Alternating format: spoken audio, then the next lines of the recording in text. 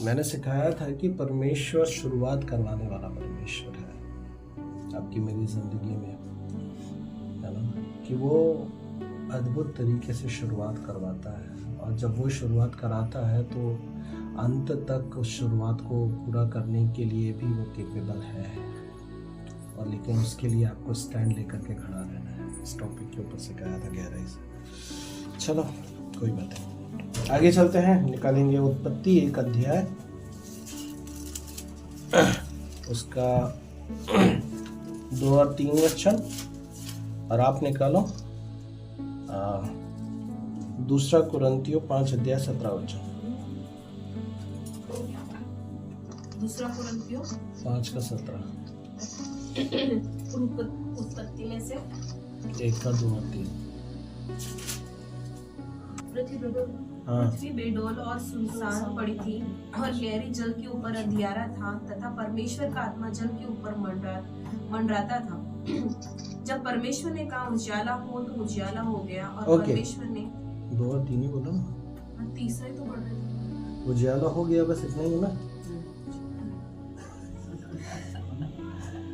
हाँ, आपका क्या था? 2 कुरिन्थियों 5 का 17। इसीलिए यदि कोई मसीह में है तो वह नई सृष्टि हो, पुरानी बातें बीत गई है, देखो वे सब बातें नहीं होंगी। ओके, उत्पत्ति 1 अध्याय उसका 2 और 3 वचन कह रहा है, पृथ्वी बेडौल और सुनसान पड़ी थी और गहरे जल के ऊपर अंधियारा था, और तथा परमेश्वर का आत्मा जल के ऊपर मंडराता था। तब परमेश्वर ने कहा उजियाला हो, उजियाला हो गया। उसके बाद 2 कुरिन्थियों 5 का 17 में हम पढ़ते हैं कि पुरानी बातें बीत गई, देखो सब नई हो गई। जो कोई मसीह में है वो नई सृष्टि है, पुरानी बातें बीत गई, देखो सब कुछ नया हो गया। एक जगह पे आप देखोगे, एक जगह पे देखने को मिल रहा है परमेश्वर के द्वारा सृष्टि का कार्य हो रहा है, उत्पत्ति 1 अध्याय में। लेकिन जब आप 2 कुरिन्थियों 5 अध्याय का 17 वचन पढ़ते हो, वहां पे आपको देखने को मिलता है इंसान की नई सृष्टि के बारे में बात हो रही है। सो हम यहाँ पे देख रहे हैं कि पृथ्वी की सृष्टि के बारे में बात हो रही है, जहाँ पे सबसे पहला काम जो परमेश्वर के द्वारा किया गया वो बताया जा रहा है। और दूसरी तरफ मनुष्य जब परमेश्वर के ऊपर विश्वास करता है तो वहां से जो एक नई सृष्टि का क्रिएशन उसके अंदर होना शुरू होता है, उसके बारे में यहाँ पे बात हो रही है। परमेश्वर जब कुछ भी बनाता है तो परमेश्वर एकदम परफेक्ट बनाता है, राइट? कुछ भी करता है तो परफेक्ट करता है, लेकिन पृथ्वी का काम ऐसा नहीं है। दूसरे वचन में बता रहा है पृथ्वी बेडौल है और सुनसान है। क्या परमेश्वर ने पृथ्वी को बेडौल बनाया, सुनसान बनाया? बिल्कुल सही बात है। परमेश्वर कुछ भी चीज बनाता है, मैं हमेशा बोलता हूं परमेश्वर परफेक्ट करने वाला परमेश्वर है। लेकिन यहां पे हमें दिख रहा है कि पृथ्वी बेडौल पड़ी है, सुनसान पड़ी है। इसका रीजन बहुत पहले मैं आप लोगों को बता चुका हूं, ये अलग बातें आप लोग ध्यान नहीं रखते। आपको याद है बहुत समय पहले मैंने आप लोगों को सिखाया था शैतान के बारे में, शैतान कैसे बना हो, याद है? कैसे बना बताओ? स्वर्गदूत से लूसीफर बना। कैसे बना? घमंड। परमेश्वर ने क्या किया था जब उसके अंदर घमंड आया? कहाँ? ओके, पृथ्वी पे फेंका, ठीक है। परमेश्वर ने उसको स्वर्ग से पृथ्वी पे फेंक दिया, ये ऑलरेडी मैं आपको बता चुका हूं। अब स्टोरी यहां से होती है शुरू। यहाँ पे वचन लिखा है कि पृथ्वी बेडौल और सुनसान पड़ी थी उस समय में, लेकिन परमेश्वर कभी भी कोई भी चीज को बेडौल नहीं बनाता, खराब नहीं बनाता। जो कुछ भी बनाता अच्छा बनाता है। लेकिन वहां पे वो बेडौल है, इसका मतलब ये है कि वहां पे कुछ तो गड़बड़ हुआ है उस दोनों वचन के बीच में। ये जो वचन है ना, आप ये मत समझना कि डायरेक्ट वर्ड टू वर्ड है, जैसा हुआ वैसा है। वहां पे परमेश्वर ने बोला कि आकाश और पृथ्वी बन जाए, लेकिन उसके बाद बहुत लंबे समय का गैप है इस बीच में। दूसरा वचन पहले वचन के बीच में बहुत बड़ा गैप है, और इतना बड़ा गैप है कि उस गैप के बारे में वो बोल रहा है कि उस गैप के बीच में जो है कुछ तो घटनाएं ऐसी घटी हैं जिसकी वजह से पृथ्वी बेडोल हो गई थी नहीं, क्योंकि परमेश्वर हमेशा परफेक्ट बनाने वाला परमेश्वर। इंसान को बनाया परफेक्ट बनाया, जानवरों को बनाया परफेक्ट बनाया, कोई भी चीज किया परफेक्ट किया, कुछ भी गलत उसके अंदर उसमें नहीं था। तो यहाँ पे जब परमेश्वर ने उसको बनाया वो परफेक्ट था, लेकिन जब शैतान ऊपर से गिरा, जैसे आपने कहा पृथ्वी पर, तो पृथ्वी पर उसका ऐसा बोला जाता है, वचन में ये मेंशन नहीं है, ऐसा माना जाता है पृथ्वी पर उसका एक, तो पृथ्वी पर जब वो गिरा, स्वर्ग से फेंका गया उसको, पृथ्वी पर उसका गुस्सा उतरा, जिसकी वजह से बोला जाता है पृथ्वी बेडोल हो गई, बनाई नहीं गई थी। दूसरी बात वहां पे लिखा है सुनसान पड़ी थी। क्या पड़ी थी? सुनसान। ठीक है, वो एक गहरी चीज है, उस पर मैं नहीं जाऊंगा क्योंकि वो वचन का टॉपिक नहीं है मेरा। तो परमेश्वर कोई भी चीज बनाता है परफेक्ट बनाता है, लेकिन वहां पे वो चीज परफेक्ट नहीं थी। उसका कारण ये था, ऐसा माना जाता है, ये अकॉर्डिंग वर्ड नहीं है। ठीक है, इस तरीके से जो बाइबल के ज्ञान, बाइबल के स्कॉलर है, बाइबल का अच्छा नॉलेज रखने वाले लोग हैं, वो बोलते हैं कि इस तरीके से हुआ होगा। तो यहाँ पे मैं आपको बताना चाहता हूँ कि परमेश्वर जो है परिपूर्ण बनाने वाला परमेश्वर है, सिद्धता को बनाने वाला परमेश्वर है, कुछ भी करता है परफेक्ट करने वाला परमेश्वर है। इंसान को भी जब उसने बनाया था परिपूर्ण बनाया था, लेकिन इंसान की गलती की वजह से पाप आया। राइट? पाप के कारण वो सिद्धता जो है, जो परमेश्वर के द्वारा बनाई गई थी, वो खत्म हो गई। गुनाहों के कारण वो जो पवित्रता थी वो खत्म हो गई। गुनाहों के कारण जो परमेश्वर का स्वरूप और परमेश्वर की समानता थी वो खत्म हो गई, क्योंकि परमेश्वर पवित्र है। और पतरस जो है वो कहता है जैसे तुम्हारा बनाने वाला पवित्र है वैसे तुम भी पवित्र बनो। इट मीन्स इस वचन के पहले यदि मैं उत्पत्ति में जाऊं तो उसने पवित्र ही बनाया था, सिद्ध ही बनाया था, काबिल ही बनाया था, योग्य ही बनाया था। आप परफेक्ट थे उस वक्त। आदम और हवा परफेक्ट थे, उनके अंदर किसी प्रकार की कोई कमी नहीं थी। इंसानियत को लेकर के, चाहे परमेश्वरत्व को लेकर के, चाहे उसकी महिमा को लेकर के, पूरी तरीके से क्या थे? काबिल थे। लेकिन एक गलती सब कुछ गड़बड़ कर दी। क्या आप समझ पा रहे हैं? और फिर जब आप नए नियम में आते हो, बाइबल बता रही है कि, एक बार पढ़ना 2 कुरिन्थियों 5:17,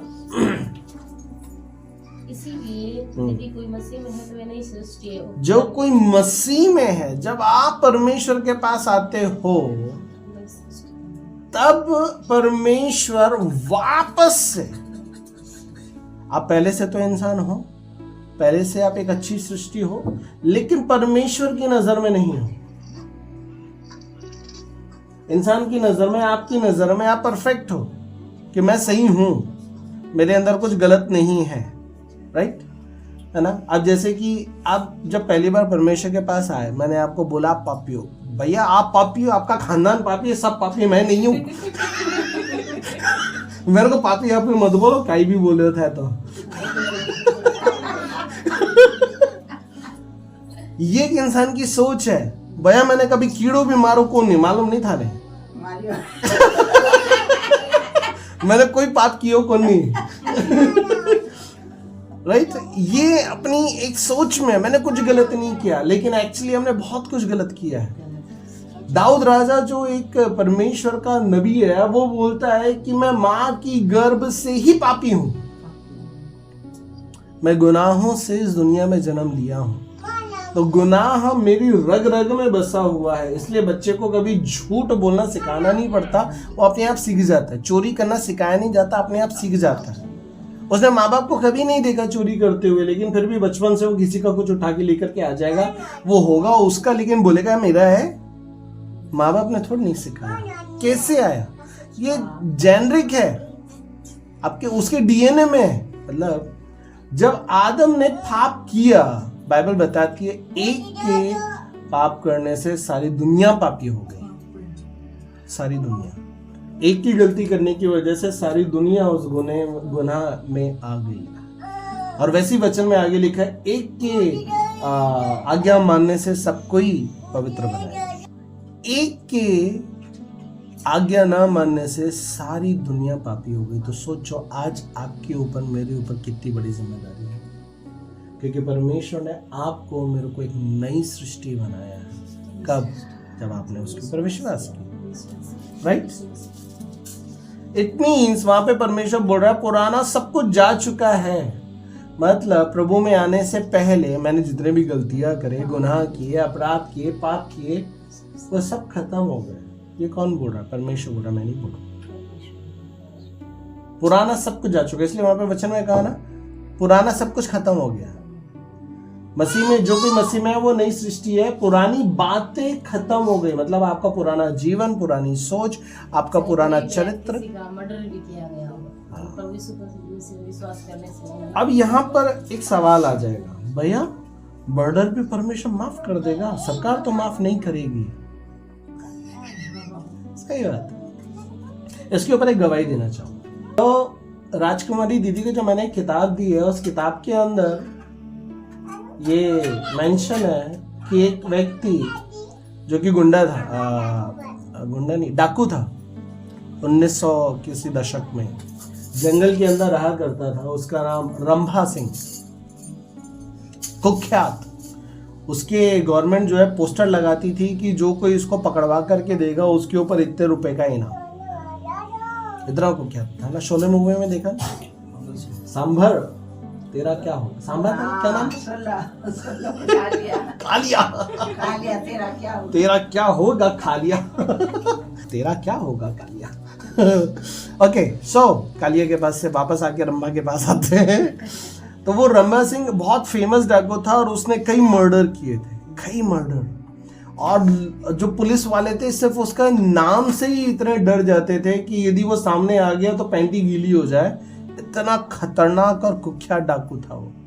और वो जंगल में रहा करता था। और वो जो प्रभु का जन था जिनका नाम साधु किशन सिंह था, वो जंगलों से घूमते हुए कई बार नेपाल जाते थे, कई बार लद्दाख जाते थे और कई बार कश्मीर वगैरह जाते थे और कई अलग अलग जगहों पे जाकर के प्रभु का सुसमाचार सुनाते थे। तो एक बार वो जंगल से जा रहे थे तो एक पेड़ के पास में वो आए, तो वहां से कुछ आग उनको मिल रही थी या फिर उनको थोड़ा गर्मिश मिल रही थी। तो वहां से कुछ रोशनी उनको दिखी। उस पेड़ के अंदर उनने एक गुफा बना के रखी थी। पेड़ में दरवाजा था, वो उस दरवाजे को खोल करके उस गुफा के अंदर गया बंदा। और जब वो नीचे गया, जाकर के देख रहा है कि नीचे पूरा एक अपना एक साम्राज्य बना करके रखा है उसने।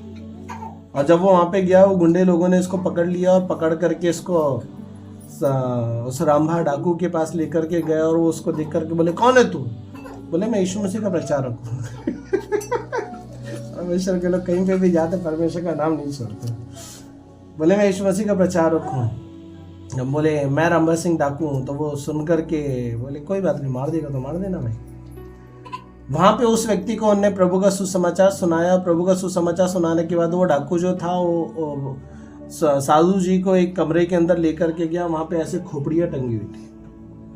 वो जिसको भी मारता था उसका सर काट के ला लेता था और वो वहां पे उसको सजा के रखता था। न जाने कितनी खोपड़ियां, 20, 25, 40, 45 जितनी भी थी वो खोपड़ियां उसने वहां पे रखी थी।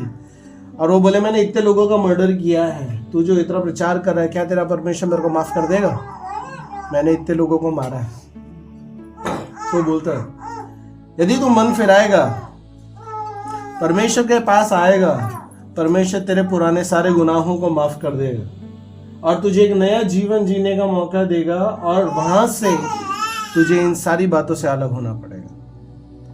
वो व्यक्ति जैसे इस बात को सुनता है, वो बोलता है, मैं आज से परमेश्वर को अपनाना चाहता हूँ, अपनी पुरानी सारी जिंदगी छोड़ना चाहता हूँ। तो बोलते, ठीक है, तो यहाँ से ये सारी जिंदगी छोड़ करके मेरे साथ हो ले।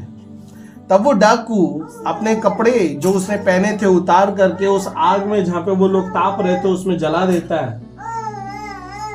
बिना कपड़ों के वो बाहर निकल जाते। बोले, आज से गंदे कपड़े भी यूज नहीं करूंगा क्योंकि इसका पहन के मैंने ना जाने कितनों का मर्डर किया है। और वो अपना पुराना जीवन पूरी तरीके से त्याग देता है। वो अपने लोगों को बुलाता है और उनके सामने अंगीकार करता है और उनके सामने बोलता है कि वो जो डाकू था वो अपने सारे लोगों को बुलाता है और सारे लोगों को बुलाने के बाद वो वहां पे अनाउंसमेंट करता है कि आज से मैं इस पद को छोड़ रहा हूं, अपनी गैंग को छोड़ रहा हूं, साधु जी का चेला बन रहा हूं। और वो अपने जितने भी लोग थे उन सबको छोड़ करके उनको अपनी जो भी धन संपत्ति वगैरह थी सब कुछ दे देता। बोलता है ये तुम लोग आपस में बांट लेना, तुम में अपने आप में कोई सरदार बनाना है तो बना लेना, कोई परमेश्वर के पीछे आना चाहता है तो आ जाओ, मैं तो जा रहा हूं। कोई नहीं आया सिवाय वो अकेले के। और इसी बीच में वो अपना सब कुछ छोड़ करके साधु जी के पीछे हो लिया। और साधु जी के पीछे जब वो जा ही रहा था इतने में वहां पे फॉरेस्ट ऑफिसर्स ने आकर के उसको घेर लिया। और जैसे ही उन लोगों ने रंबा सिंह डाकू को देखा वो तो ऐसे हालत खराब हो गई उन लोगों की। तब डाकू ने बोला मैं सरेंडर करना चाहता हूँ, मैं अपना जीवन छोड़ना चाहता हूँ। तब हिम्मत नहीं हो रही थी लोगों को कि वो जा कर के उसको हथकड़ी पहना सके। उसके बारे में बताते हैं कि वो इतना भयानक था कि वो बंदूक को भी अपने हाथ से तोड़ दे, इतना खतरनाक वो डाकू था, लोग डरते थे उससे। तो किसी की हिम्मत नहीं हो रही थी कि उसको जाकर के हथकड़ी पहनाए। फिर भी हिम्मत करके जो पुलिस वाले थे उसको पकड़ने के लिए गए। और जब उसको हथकड़ी पहनाए उसने ऊपर देख करके एक ही बात बोला, परमेश्वर मैंने तेरे पे विश्वास किया है, मुझे हथकड़ी नहीं चाहिए। उसको जैसी हथकड़ी पहना है उसकी हथकड़ी खुल के नीचे गिर गई। दोबारा पहना है फिर दूसरी हथकड़ी भी खुल करके नीचे गिर गई। इस तरीके से वहां पे जो लोग थे उसके सामने साधु जी ने सुसमाचार सुनाया। सुसमाचार सुनाने के बाद उनको बताया कि इसने प्रभु के ऊपर विश्वास किया और इसने अपना पुराना जीवन पूरी तरीके से छोड़ दिया है और आज के बाद आपको रंभा सिंह डाकू नहीं मिलेगा। यदि आप यकीन कर सकते हो तो इस व्यक्ति को छोड़ दो। इस बात को गवाही के रूप में वो लिखते और बोलते हैं कि वहां पे जितने भी सिपाही थे उन्होंने साधु जी की बात के ऊपर विश्वास किया और उस डाकू को छोड़ दिया। और वो डाकू जो है वो बाइबल को अपनी माँ बोलता था, ये बाइबल माँ है मेरी।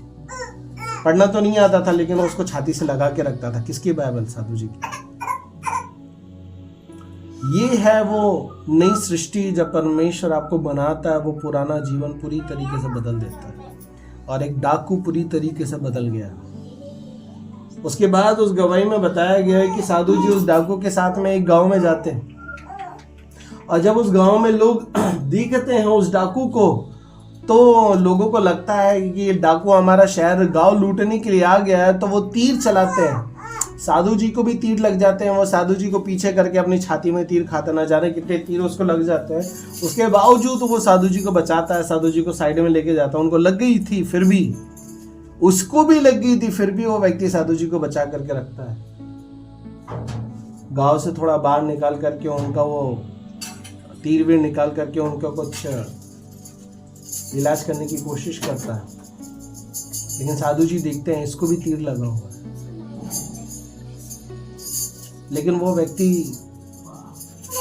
उन लोगों के ऊपर जाकर के वापस अटैक नहीं करता। इन्होंने तीर मारा, मैं इनको जाकर के खत्म कर दूंगा, क्योंकि उसका कैरेक्टर पूरी तरीके से चेंज हो चुका है। जैसा वचन में लिखा है, अब जो कोई मसीह यीशु में है वो नई सृष्टि है। उसका पुराना जीवन बदल गया, उसका पूरी तरीके से सोच विचार बदल गया। नहीं तो यदि वो पहला वाला व्यक्ति होता पूरे गांव को खत्म कर डालता हो, इतना खतरनाक व्यक्ति होता। लेकिन आज उसका जीवन बदल जाने से सब कुछ बदल चुका है। क्या आप समझ पा रहे हो? ये है नई सृष्टि जो परमेश्वर के द्वारा जब क्रिएट की जाती है तो पुरानी सारी बातें क्या हो जाती है? क्या हो जाती है? अरे बोलो ना, सुन रहे क्या? सुन नहीं आ रहा तो जवाब क्यों नहीं आ रहा? तो पूछ रहा हूँ तो जवाब चाहिए ना भाई। तो जब परमेश्वर पुरानी सारी बातों को खत्म कर देता है तो फिर क्या होता है? सारी बातें नहीं, सारी बातें सब कुछ नया शुरू होता है। बिल्कुल, क्या आप समझ रहे हैं? सब कुछ नया कर देता है, फिर परमेश्वर नया शुरू करता है। इसलिए मैंने पिछले सप्ताह सिखाया था, वो शुरुआत करवाने वाला परमेश्वर है। अब नई सृष्टि परमेश्वर हमारी बातों को भी सुनता है, छोटी छोटी बातों। अब जब उसने आपको एक नई सृष्टि बना दिया, आप एक नई सृष्टि बन गए, नई सृष्टि बनने से आपके जीवन में कई बदलाव को आप देखोगे। आपके जीवन में, आपकी बातों में, आपके चाल चलन में, आपके चरित्र में, आपके परिवार में, आपके व्यवहार में। इस तरीके से परमेश्वर सब कुछ बदल देता है, क्योंकि वो बदलाव करने वाला परमेश्वर है।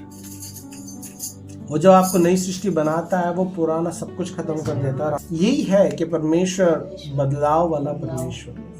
अब जैसे कि यहाँ पे वचन में लिखा है कि उत्पत्ति 1:2 में कि गहरे जल के ऊपर परमेश्वर का आत्मा मंडराता था, राइट। गहरे जल के ऊपर परमेश्वर जब बदलाव करना चाहता है तो पहले आत्मा मंडराता है। यहाँ पे आत्मा मंडरा रहा है, उसके बाद में सृष्टि में बदलाव हुआ। आपकी लाइफ में भी सेम है। आप पैदा होते से ही मसीह के पास नहीं आ गए। पहले परमेश्वर का आत्मा मंडरा रहा था, बोले अभी मंडराने दो, इसके ऊपर मंडराने दो जब तक आप विश्वास में नहीं आए, है ना।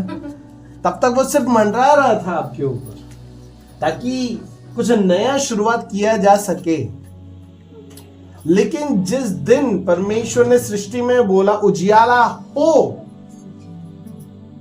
उसी दिन परमेश्वर ने आपके जीवन में भी बोला कि शारदा के जीवन को चुन लो, ज्योति को चुन लो, आंटी को चुन लो, भाई को चुन लो, मेरी पत्नी को चुन लो, वितीन को चुन लो, इनको चुन लो। उस दिन आत्मा ने सुना और आपके अंदर प्रवेश किया। तब तक ऊपर मंडरा रहा था, जैसे जल पे मंडरा रहा, राइट।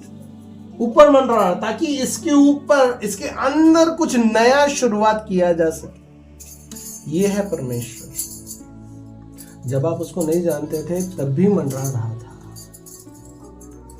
इसलिए तो आपको चुना।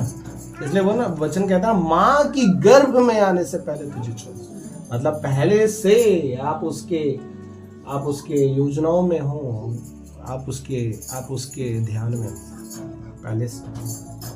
अब समझ पाते। उसके बाद बाइबल बताती है कि जैसे ही आपने विश्वास किया, वो आत्मा आपके अंदर आया, और जब वो आत्मा आपके अंदर आया, आप एक नई सृष्टि में कन्वर्ट हो गए। और जैसे आप नई सृष्टि में बदले, पुराना सब कुछ जो परमेश्वर को आपके जीवन से पसंद नहीं था, उसने कट ऑफ कर दिया।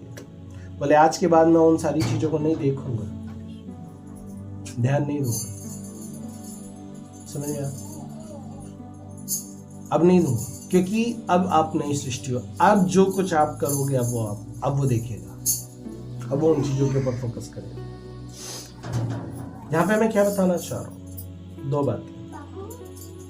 परमेश्वर का आत्मा और परमेश्वर का वचन दोनों चीज बदलाव लेकर के आते हैं। आत्मा मंडरा रहा था, उसके बाद परमेश्वर ने बोला उजियाला हो। आपके जीवन में भी सेम है। आत्मा मंडरा रहा था, फिर परमेश्वर ने निर्णय लिया अब वितीन को चुन लो। तब मेरे पास तो समाचार आया, समझ में? वैसे ही आप मरियम के जीवन में भी देख सकते हो। वचन स्वर्गदूत के द्वारा आया, राइट। वचन स्वर्गदूत के द्वारा आया, उसके बाद आत्मा ने उस पे छाया किया, तब जाकर के यीशु मसीह आया। बदलाव में वचन और आत्मा दोनों कार्य करते हैं,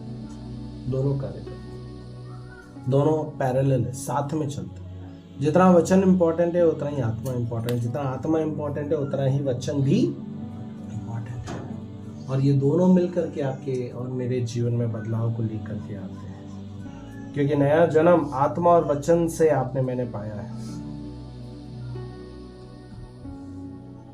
समझ में आ रहा? और जैसे ही ये आपके जीवन में होता है, जैसे परमेश्वर ने अंधकार को अलग किया, ज्योति को अलग किया, वैसे परमेश्वर ने जब आपके जीवन में वो आया, आपके अंधकार वाली जिंदगी को खत्म करके आपकी जिंदगी में ज्योति की शुरुआत करी और बोला अब इस ज्योति में जीना शुरू करो, अब इस ज्योति में चलो, अब इस ज्योति में रहो, अब इस ज्योति में अपने आप को चलाओ, क्योंकि पुराना सब कुछ खत्म हो चुका है, परमेश्वर के द्वारा किया गया।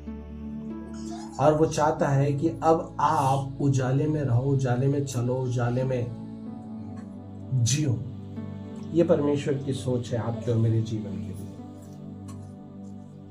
और जैसे परमेश्वर ने आपने परमेश्वर के ऊपर विश्वास किया, आपने उद्धार पाया। उद्धार पाने का मतलब पापों से छुटकारा। क्या पाया?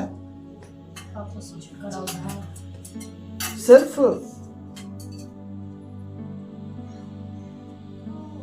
उद्धार पाना मतलब सिर्फ पापों से छुटकारा प्राप्त करना नहीं है। उद्धार पाने का मतलब है पुराना जीवन से निकल करके एक नए जीवन में आ जाना, अंधकार वाली दुनिया को छोड़कर उजियाले वाली जिंदगी में प्रवेश करना। अंधियारे वाली जिंदगी में कुछ नजर नहीं आता, गलत है, अच्छा है, बुरा है। उजियाले वाली जिंदगी में सब कुछ नजर आ जाता है, ये रास्ते पे जा रहा हूँ, ये गलत है। उजियाले वाली जिंदगी में सब नजर आ जाता है, ये जो बोल रहा हूँ गलत है, ये जो चल रहा हूँ, ये जो देख रहा हूँ, ये जो सोच रहा हूँ, ये जो कर रहा हूँ गलत है। क्योंकि उजाले में हूँ तो नजर आएगा, अंधियारे में कभी नजर नहीं आता। और आपकी पुरानी जिंदगी पूरी अंधियारे वाले थी, इसलिए आप और मैं गलत करते भी थे तो भी हमको गलत लगता नहीं था। आज जब हम गलत करते हैं हमको गलत लगता है, क्योंकि हमको पता है कि अब हम उजियाले में, उजियाले में होने की वजह से मुझे पता चल पा रहा है कि ये अंधियारा है।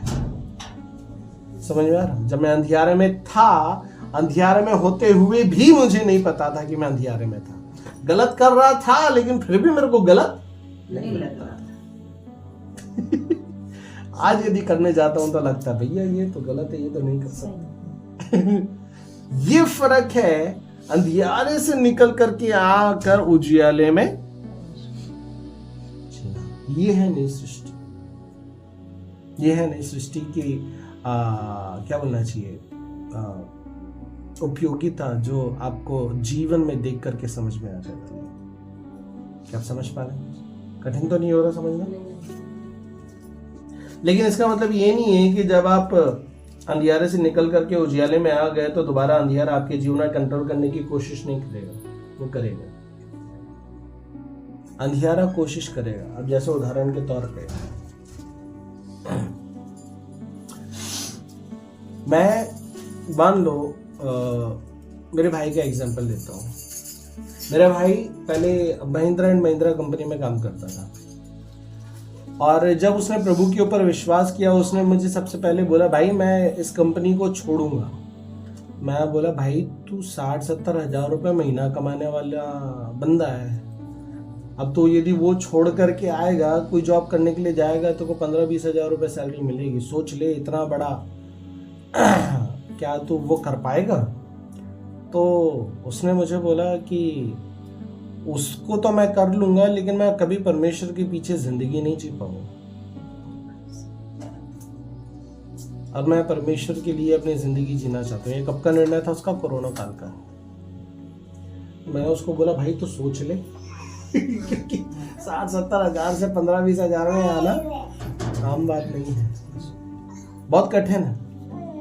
तो मैं उसको बोला भाई तो पहले आराम से ठंडे दिमाग से सोच ले, क्या पता उसके अंदर भी कुछ रास्ता निकल जाए जो जिसकी वजह से तू वहां पे कर भी सके और इस प्रकार का इशू तुझे ना हो। तो वो मेरे को बोला भाई मैं मेरा काम जानता हूँ और मुझे पता है कि मैं मसीहत में रह करके वो नहीं कर सकूंगा।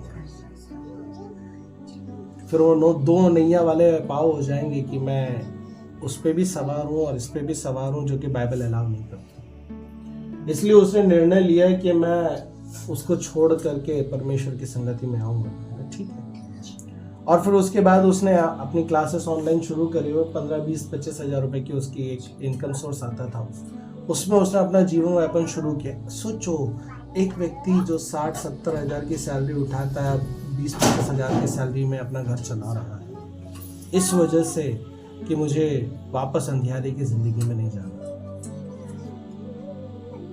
बदलाव क्या यदि वो अंधकार में रहता तो क्या इस निर्णय को ले पाता? नहीं। कब वो ले पाया? जब वो उजियाले में आया। दुनिया में ऐसे बहुत सारे लोग हैं जो गलत कार्य करते थे। अब जैसे कि एक व्यक्ति बहुत सारे मसीह लोगों की गवाहियां हैं। अब जैसे कि आप वो सॉन्ग जानते हैं, पुराने समय का बहुत फेमस सॉन्ग है, I am a disco dancer, Mithun का आंटी थाने तो ठा सारे जमाने का ही है।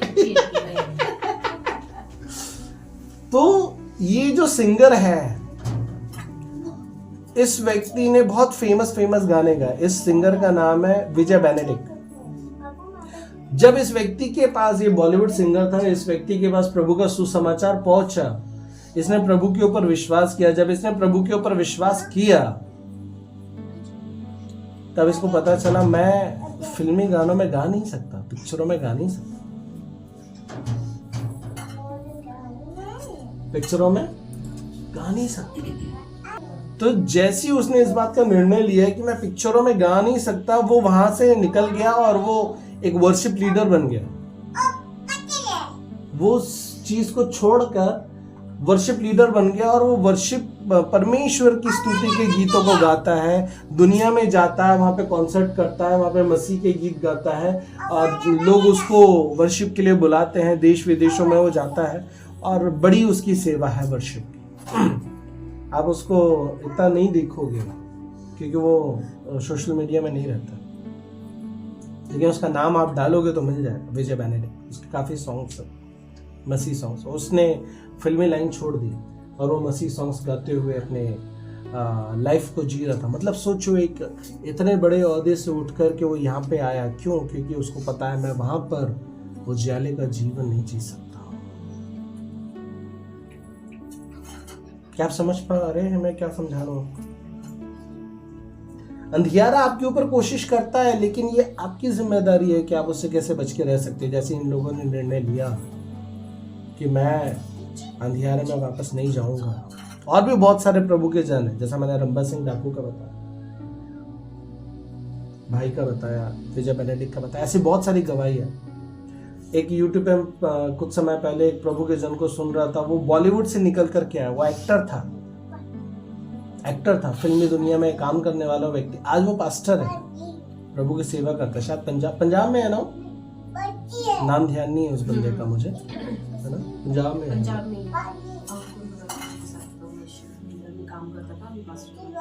हाँ। तो एक बड़े लेवल से लोग निकल करके परमेश्वर के पास आ रहे हैं। क्यों मैं आपको ये बता रहा हूं? क्योंकि आपको ये बताना चाहता हूं, परमेश्वर ने पुरानी जिंदगी से निकाल दिया है। तो यदि पुरानी जिंदगी आपको गलत चीजों में डाल रही है, तो आपको वहां से भी निकल करके आ जाना है। इसके लिए मैं आपको ये गवाहियां बता रहा हूं। इनके लिए ये सारी चीजें कितनी कठिन रही होगी, लेकिन वो निकले हैं। क्यों? किसको देख के? परमेश्वर, उसका उजियाला जो मुझे इजाजत नहीं देता, और उसको देख करके वो उन बातों से निकल करके परमेश्वर के पास आए। अंधियारा आपको क्या बोलना चाहिए, इतनी आसानी से छोड़ने नहीं देगा, लेकिन आपकी जिम्मेदारी है कि आप अंधियारे में वापस नहीं जा सकते। राइट? अंधियारा आपके ऊपर कंट्रोल करने की कोशिश करेगा, तब आपकी जिम्मेदारी है उस अंधियारे को डांटना, क्योंकि परमेश्वर ने आपको नई सृष्टि बनने से अधिकार दिया है। आप परमेश्वर के अधिकार के अधीन हो। जब शैतान यीशु मसीह के सामने आया, क्या उसने उसको अधिकार के साथ में वचन से सामना किया? मेरे पास भी अधिकार है, मुझे भी सामना करना है। समझ रहे? क्योंकि मेरे पास अधिकार है। वो अंधियारा जब आपके पास आएगा, उसको डांटना है, यीशु के नाम में मेरे से दूर हो जाओ, मैं ये नहीं कर सकता, मैं ये नहीं बोल सकता, मैं ऐसा नहीं चल सकता, मैं ऐसा नहीं कर सकता, मैं ये नहीं देख सकता, मैं ये नहीं जी सकता। समझ में? अधिकार से। क्यों? क्योंकि नई सृष्टि बनने से आपके पास परमेश्वर के द्वारा दिया गया अधिकार आया। मैंने अधिकार के बारे में सिखाया है आपको, तो आपके पास अधिकार है। उस अधिकार का इस्तेमाल करके आपको अपने उजियाले को बना करके रखने की जरूरत है, क्योंकि वचन बताता है आप जगत की ज्योति हो। सबसे पहले आप अपनी ज्योति थे, लेकिन अब परमेश्वर बोलता है आप जगत की ज्योति बन गए हो। मतलब तुम्हारे द्वारा जगत ज्योति प्राप्त करता है, क्योंकि तुमने पहले ज्योति प्राप्त करी है। अब ज्योति तुम्हारे द्वारा फैलती है, इसलिए जरूरी है तुम अपनी ज्योति को बढ़ाते रहना है।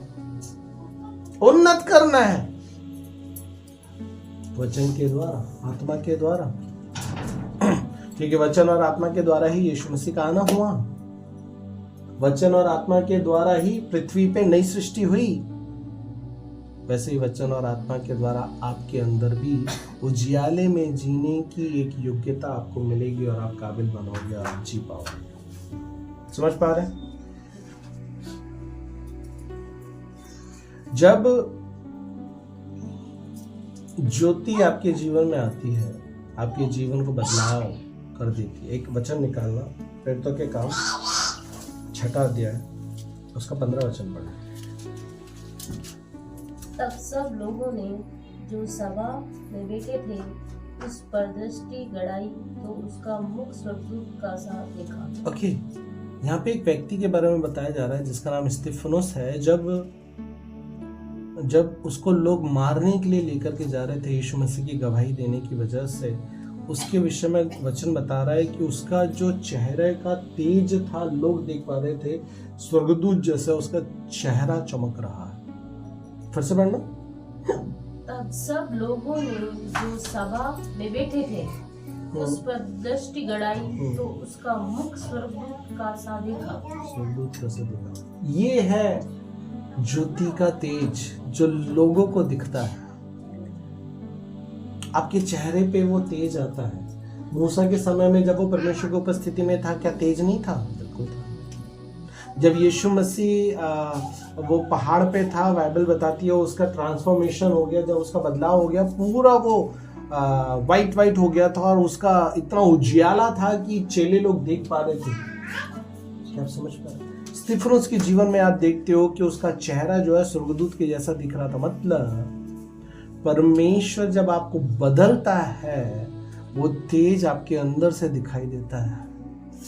जब आप वो बदलाव का जीवन जीते हो, लोग जब आपको देखते हैं, वो तेज आपके जीवन से दिखाई देता है। वो सत्य का तेज है, वो परमेश्वर का तेज है, वो उस प्रकाश का तेज है जो परमेश्वर के द्वारा आपके अंदर डाला गया है और आप अपना जीवन परमेश्वर के पीछे जीने के माध्यम से उस तेज को अपने जीवन से, अपने शरीर से रिप्रेजेंट कर रहे होते हैं। समझ पा रहे? वो तेज आपके साथ में होता है।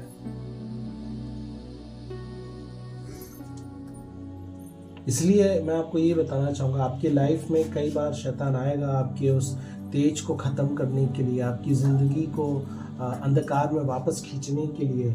लेकिन आपको मैं एक ही चीज़ बोलूँगा कि आप ज्योति का रोज अंगीकार करते रहें, उसे चमकने दें, सच्चे बने रहें, अपना आचरण अपने उस ज्योति के मुताबिक बना करके रखें। समझ रहे हैं आप? आपका अंगीकार जो है आपको परमेश्वर से जुड़े रहने में मदद करेगा। आपका अंगीकार आपको आपकी ज्योति को बना करके रखने के लिए मदद करेगा। रोज का अंगीकार, और वो अंगीकार ही आपको चमकने के लिए मदद और सहायता करेगा। वही आपका तेज बना करके रखने में आपको मदद करेगा। वही आपको सच्चा मसीह व्यक्ति बन करके रहने के लिए मदद करेगा। वही आपका आचरण जो ज्योति के लोगों का आचरण होना चाहिए बन करके रहने में मदद और सहायता करेगा। आपका अंगीकार डेली, मैं परमेश्वर का बेटा हूँ, मैं परमेश्वर की बेटी हूँ, मैं इस दुनिया में जयवंत जीवन जीने के लिए बुलाया गया हूँ, मैं चुना गया हूँ, मैं आशीषित हूँ, मैं भला हूँ, मैं धर्मी हूँ, मैं पवित्र हूँ, मैं छुड़ाया गया हूँ, मैं परमेश्वर का पुत्र हूँ, पुत्री हूँ। परमेश्वर मुझसे प्रेम करता है। अंधकार का मेरे ऊपर कोई अधिकार नहीं है। मैं भला चंगा हूँ। मृत्यु मुझ पर राज्य नहीं कर सकती। परमेश्वर ने मुझे कईयों की ज्योति होने के लिए चुना है। परमेश्वर ने मेरे अंदर से सारा अंधकार खत्म कर दिया। आपके अंगीकार आपको उस ज्योति में बने रहने के लिए मदद करेगा। इसलिए आपको आपका अंगीकार बना करके रखना है। रोज डेली उस अंगीकार को करें, डेली उस अंगीकार को करें। वो अंगीकार आपको बढ़ने के लिए मदद करेंगे, सहायता करेंगे। वो अंगीकार आपको आपको परमेश्वर की ज्योति में बने रहने के लिए अगुवाई करेंगे। क्या आप समझ रहे हैं? और आपका आचरण उस नई सृष्टि के रूप में होता चले जाएगा जिसके लिए परमेश्वर ने आपको अपनी आत्मा दिया है। उसके लिए अपना वचन, जो परमेश्वर का वचन है, पढ़ते रहें, परमेश्वर की आत्मा से प्रार्थना करते रहें, उसकी संगति में बने रहें और परमेश्वर आपके जीवन में बदलाव लेकर के आए, क्योंकि वो बदलाव लाने वाला परमेश्वर है।